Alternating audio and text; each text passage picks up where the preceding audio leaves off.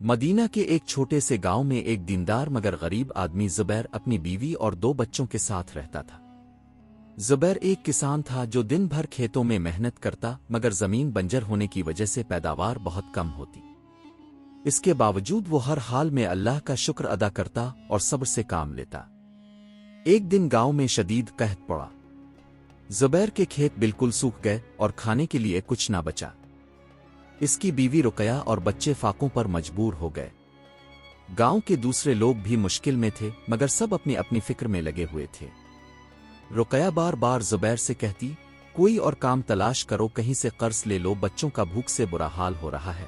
مگر زبیر ہمیشہ مسکرا کر جواب دیتا، اللہ ہمارے صبر کا انعام ضرور دے گا، ہمیں بس یقین رکھنا ہوگا۔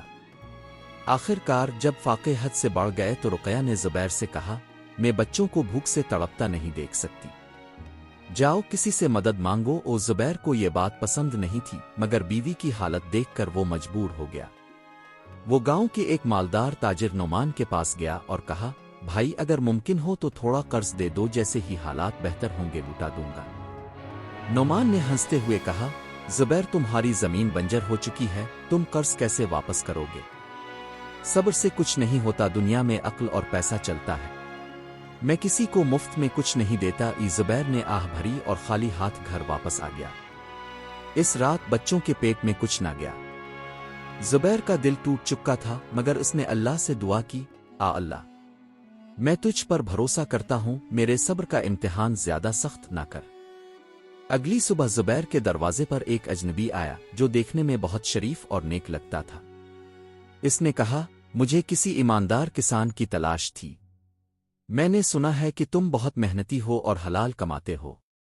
میرا ایک باغ ہے مگر میں شہر جا رہا ہوں، اگر تم چاہو تو میرے باغ کی دیکھ بھال کر سکتے ہو اور جو کچھ بھی پیداوار ہوگی وہ تمہاری ہوگی۔ زبیر کی آنکھوں میں خوشی کے آنسو آ گئے۔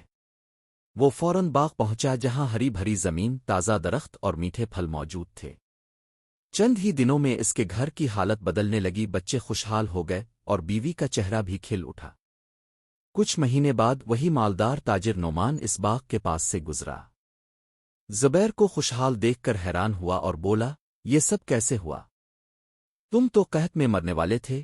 زبیر مسکرا کر بولا، اللہ پر بھروسہ کرنے والوں کو دنیا والے کمزور سمجھتے ہیں مگر اللہ ان کے صبر کا ایسا انعام دیتا ہے جو کوئی سوچ بھی نہیں سکتا۔